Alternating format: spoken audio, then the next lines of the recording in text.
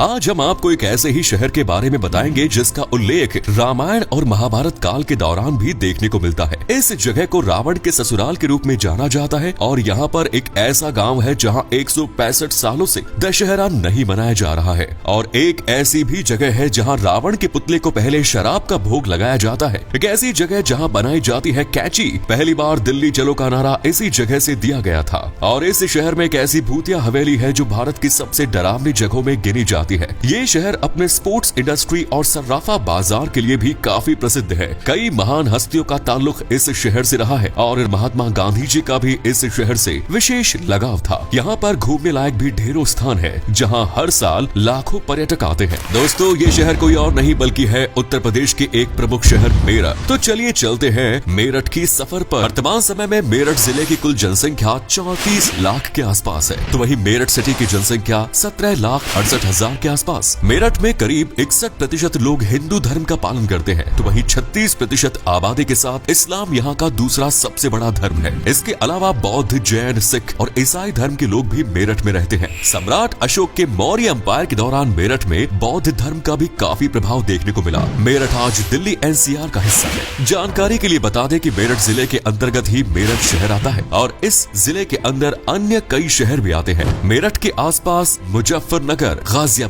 बागपत, बुलंदशहर जैसी जगह आती है। सन 1803 में ईस्ट इंडिया कंपनी ने मेरठ को अपने अधीन कर लिया और यहाँ पर एक छावनी का निर्माण कराया। आज मेरठ छावनी देश की दूसरी सबसे पुरानी छावनी मानी जाती है। सन 1818 में अंग्रेज ने मेरठ को एक जिले का दर्जा दिया था, लेकिन उस समय मेरठ जिला आज के मेरठ से मुकाबले में कई गुना बड़ा हुआ करता था। गाजियाबाद और दिल्ली के कुछ इलाके भी मेरठ जिले के अंतर्गत आते हैं। आपको बता दें कि सन 1857 में भारत के प्रथम स्वतंत्रता संग्राम की शुरुआत मेरठ से ही हुई थी और पहली बार मेरठ में ही दिल्ली चलो का नारा गूंजा। बाद में साल 1929 में गांधी जी ने मेरठ के एक वटवृक्ष के नीचे बैठकर भारत की आजादी के लिए यज्ञ भी किया था। मेरठ की गिनती आज न सिर्फ उत्तर प्रदेश के बल्कि पूरे भारत के सबसे तेजी से विकसित होने वाले शहरों में की जाती है। आज के समय में शायद ही कोई ऐसी चीज होगी जो मेरठ में ना दिखने को मिले। मेरठ को स्पोर्ट्स सिटी के नाम से भी जाना जाता है क्योंकि यहाँ पर बड़ी मात्रा में खेल उपकरणों का निर्माण किया जाता है। कई भारतीय क्रिकेटर्स मेरठ के बने बल्ले का ही इस्तेमाल करते हैं। इसके अलावा दवाइयों के कारखाने भी मेरठ में स्थापित हो रहे हैं। साथ ही मेरठ में म्यूजिकल इंस्ट्रूमेंट्स के भी कई कारखाने मौजूद हैं, जहां वायलिन, बांसुरी, तबला, इलेक्ट्रिक गिटार और पियानो जैसे वाद्य यंत्र बनाए जाते हैं। और हाँ, मेरठ में कैंची का कारोबार भी बड़े पैमाने पर किया जाता है। मेरठ की कैंची की धार भारत में सबसे अच्छी मानी जाती है, तो जरा मेरठ की कैंचियों से अपना हाथ संभाल कर रखिएगा।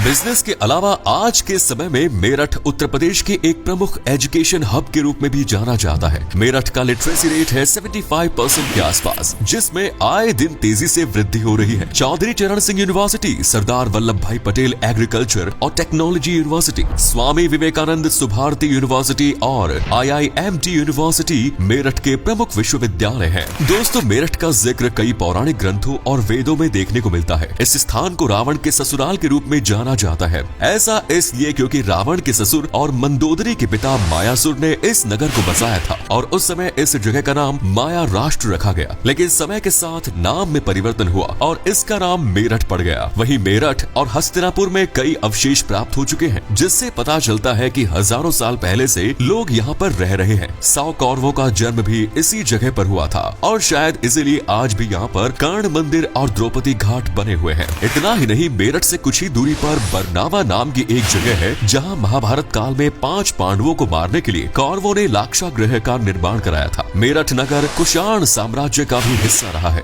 6वीं शताब्दी में यहाँ पर मोखरी वंश ने शासन किया था। मेरठ इतना समृद्ध हुआ करता था कि कई आंखें खजाने की नजरिया से देखते थे। महमूद गजनी ने मेरठ में काफी लूटमाट मचाई। इसी दौरान यहाँ के राजा ने मेरठ की जिम्मेदारी दिल्ली के राजा पृथ्वीराज चौहान को सौंप दी। दोस्तों, एक समय पर मेरठ शहर के चारों ओर 9 शाही दरवाजे हुआ करते थे और इन दरवाजों के कारण ऐसा लगता था मानो मेरठ कोई शहर नहीं बल्कि एक बहुत बड़ा किला है। लेकिन आज इन 9 में से सिर्फ 3 दरवाजे ही रह गए हैं, जिनमें खैर नगर गेट प्रमुख है और शाहपीर गेट प्रमुख है। मेरठ सिर्फ अपने इतिहास के लिए ही जाना नहीं जाता। इस शहर में कई महान पर्सनैलिटीज और सेलिब्रिटीज का जन्म हुआ। क्रिकेटर भुवनेश्वर कुमार, प्रवीण कुमार, बोनी कपूर, एक्ट्रेस मंदाकिनी, कैलाश खेर और प्रसिद्ध धारावाहिक रामायण में भगवान राम का किरदार निभाने वाले अरुण गोविल का जन्म भी मेरठ में ही हुआ है। मेरठ में जीपी ब्लॉक चौक नाम की एक जगह है जहाँ पर कुल 3 हवेलियां बनी हुई है जो भूतिया मानी जाती है। यहाँ के लोगों का कहना है कि रात के समय हवेली की छत पर एक लाल साड़ी पहने महिला नजर आती है और हवेली के पास से निकलते समय कई डरावनी आवाजें भी सुनाई देती है। इसी वजह से लोग इस स्थान से गुजरना पसंद नहीं करते। इसे आखिरी बार साल 1930 में ब्रिटिश मिलिट्री द्वारा इस्तेमाल किया गया था और तब से लेकर आज तक ये हवेली सुनसान पड़ी है। सिर्फ भूतिया हवेली नहीं, मेरठ के बाजार भी काफी प्रसिद्ध है। यहाँ का सर्राफा बाजार देश के सबसे बड़े सर्राफा बाजारों में से एक है। आप यहाँ से गोल्ड और सिल्वर की ज्वेलरी ले सकते हैं। अनेकों डिजाइन्स आपको यहाँ मिल जाएंगे। यहाँ का सोतीगंज का कबाड़ बाजार भी काफी प्रसिद्ध है। पुरानी से पुरानी गाड़ियों के पार्ट्स आपको यहाँ आसानी से मिल जाएंगे। हर साल हजारों गाड़ियाँ यहाँ पर कटने के लिए आते हैं। और अगर आपको शॉपिंग करनी है तो गढ़ रोड के बाजार जरूर जाएं। अगर आपको अलग अलग प्रकार के पकवान खाने का शौक है तो एक बार मेरठ जरूर जाएं। मेरठ की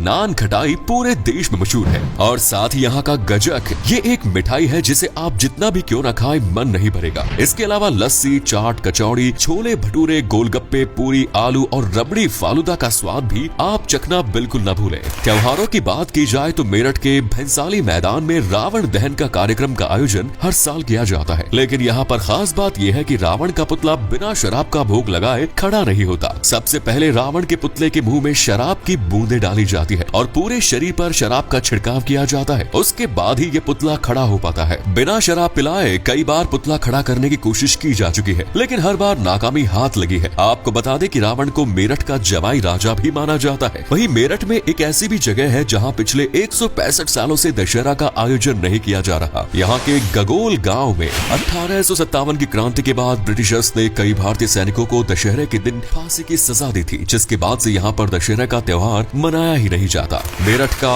नौचंदी मेला सबसे प्रमुख मेला है। सन 1672 में इस मेले की शुरुआत की गई थी और इस मेले की खासियत ये है कि ये मेला हिंदू मुस्लिम एकता का प्रतीक माना जाता है। नौचंदी मंदिर और हजरत बाले मियाँ दरगाह के पास इस मेले का आयोजन होता है। मंदिर में घंटी बजती है तो दरगाह से अजान की आवाज आती है। शाम के समय मंदिर में भजन कीर्तन का आयोजन होता है तो दरगाह में कव्वाली आयोजित की जाती है। नौचंदी मेला करीब 21 दिनों तक ये मेला चलता है। दोस्तों, मेरठ में घूमने लायक भी ढेरों जगह है। चलिए आपको मेरठ की प्रसिद्ध टूरिस्ट डेस्टिनेशंस के बारे में भी बता देते हैं। शहीद स्मारक इस शहर में बेहद लोकप्रिय है। 1857 की क्रांति में शहीद होने वाले सैनिकों की याद में इस स्मारक का निर्माण कराया गया। मेरठ का ओघड़नाथ मंदिर श्रद्धालुओं के बीच प्रमुख आस्था का केंद्र है। ये भगवान शिव को समर्पित एक मंदिर है। मराठा युद्ध पर जाने से पहले इस मंदिर में पूजा उपासना करते थे। मेरठ के हस्तिनापुर नगर में एक बेहद ही प्रसिद्ध जैन मंदिर है। यहाँ पर जम्बू द्वीप मंदिर, अष्टापद मंदिर, शांतिनाथ दिगंबर जैन मंदिर जैसे कई मंदिर बने हुए हैं। हस्तिनापुर में ही द्रौपदी की रसोई, द्रौपदी घाट और कर्ण घाट जैसी जगह भी मौजूद है, जहाँ महाभारत काल के अवशेष देखने को मिलते हैं। मेरठ के गांधी पार्क और सूरज कुंड पार्क की हरियाली सैलानियों को काफी आकर्षित करती है। यहाँ पर आप अपनी फैमिली के साथ पिकनिक मनाने जा सकते हैं। शाहपीर की दरगाह पर भी लोग चादर चढ़ाने जाते हैं। आपको बता दें कि इस दरगाह का निर्माण नूरजहां द्वारा कराया गया था। यहाँ पर मुगल शैली का एक अद्भुत वास्तुकला आपको देखने को मिलेगी। मेरठ के गगोल तीर्थ की भी विशेष मान्यता है। इसके अलावा मेरठ के घंटाघर भी बहुत पॉपुलर स्पॉट है। इसके आगे लोग तस्वीर जरूर क्लिक कराते हैं। 17 मार्च 1913 को ये घंटाघर बनाया गया था। बताया जाता है कि इस घंटाघर की आवाज 10 किलोमीटर दूर तक जाती थी और आसपास शहर के लोग भी इस घड़ी के अनुसार ही अपनी घड़ी का मिलान किया करते थे। हालांकि आज शहर के शोर शराबे में इस घड़ी की आवाज सुनाई नहीं देती। दोस्तों, मेरठ तक अगर आप हवाई मार्ग के जरिए आना चाहते हैं तो दिल्ली के इंदिरा गांधी इंटरनेशनल एयरपोर्ट के जरिए पहुंच सकते हैं। दिल्ली से मेरठ की दूरी करीब 70 किलोमीटर है। वहीं रेल मार्ग के जरिए मेरठ भारत के सभी शहरों और राज्यों से अच्छी तरह से जुड़ा हुआ है। सड़क मार्ग के जरिए भी मेरठ तक आसानी से पहुंचा जा सकता है। मेरठ के आसपास कई एक्सप्रेसवे का निर्माण किया जा चुका है जो आपकी यात्रा को आरामदायक बनाने में मदद करते हैं। मेरठ घूमने के लिए 2 से 3 दिन का समय पर्याप्त है और लगभग 10,000 रुपए में आप आराम से ये शहर घूम सकते हैं। तो ये था भारत का सबसे खूबसूरत शहरों में से एक मेरठ। उम्मीद करता हूँ आपको ये एपिसोड पसंद आया होगा। आप में से कोई मेरठ से या फिर उत्तर प्रदेश से है तो हमें कमेंट सेक्शन में जरूर बताएं।